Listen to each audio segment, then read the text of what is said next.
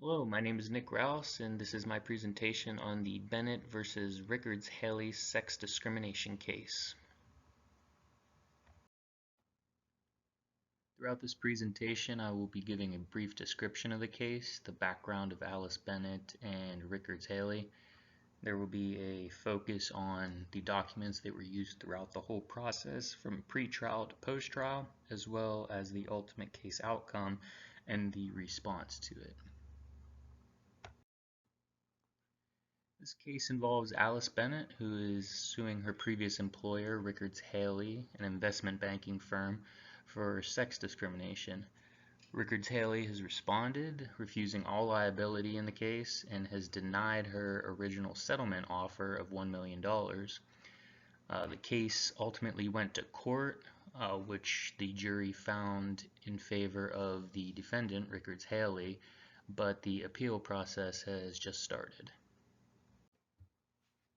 Alice Bennett was originally hired by Rikards-Hayley on January 5, 2018 to work in the Training and Development Department. On January 5th of 2020, she was promoted to fill an acting manager role in the Training and Development Department. On May 5th, 2022, the company decided to fill that position permanently, and despite Mrs. Bennett's glowing resume, her superior evaluations to her peers, and recommendations from superiors like Darren Blackwood, Martina Yardley, a less experienced employee, was actually hired for the position. Between May 5th and May 10th, she was subject to harassment and ridicule from her superiors, including Martina Yardley, until ultimately being fired with a reduced severance on May 10th. Alice Bennett believes she was discriminated against in the workplace because of her sex. This is illegal under Title VII of the Equal Rights Act. The first step in filing a lawsuit for sex discrimination is to get permission from the Equal Employment Opportunity Commission by either filing a complaint online at their website or by mail. In this case, we chose to file by mail, providing all the information requested on their website. Once we've received a right to sue letter from the EEOC, the extensive process of filing a complaint with the appropriate court begins. With the plaintiff living in New York and the New York long-arm statute, personal jurisdiction is satisfied. New York State Executive Law 296 provides subject matter jurisdiction. Since sex discrimination is also federally protected under 42 U.S.C., the case can be heard in the U.S. District Court for the Southern District of New York, which is what we opted for. The causes of action for this complaint are discrimination, breach of contract, breach of implied covenant of good faith and fair dealing, wrongful discharge, intentional infliction of emotional distress, and fraud, deceit, and misrepresentation.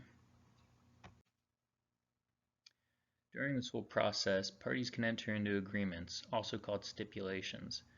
During this case, there were 3 stipulations proposed. The first was submitted to us by the defendant, requesting more time to respond to the original complaint, as well as a more efficient means of trading documents via electronics, which we obliged.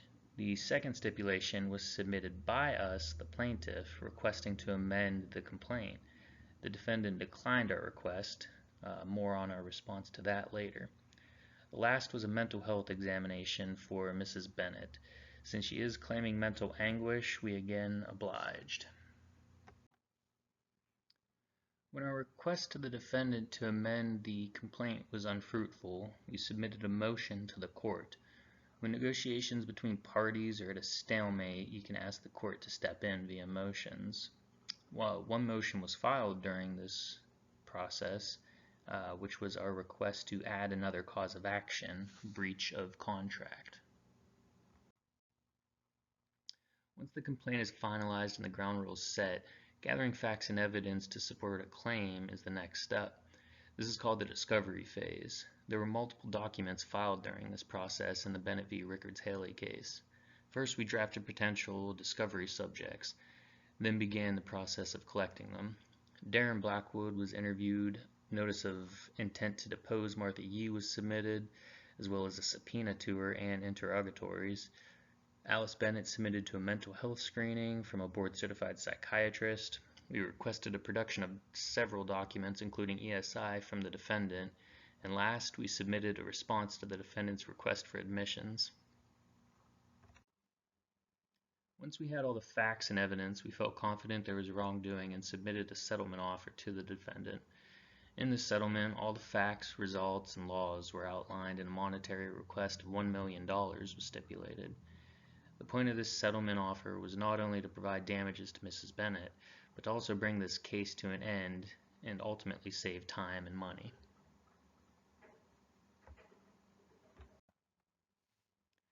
Unfortunately, the settlement offer was declined and the case went to trial. During the trial, the jury ruled in favor of the defendant, losing us the case. The next, and hopefully not the final step, is to file an appeal with the U.S. Court of Appeals for the Fifth Circuit, as well as submit a notice of appeal. This concludes my Bennett versus Rikards-Hayley sex discrimination case. It failed all phases up to the appeal process, which is the current phase we are in. All documents that were created throughout the entire process have been summarized in this presentation.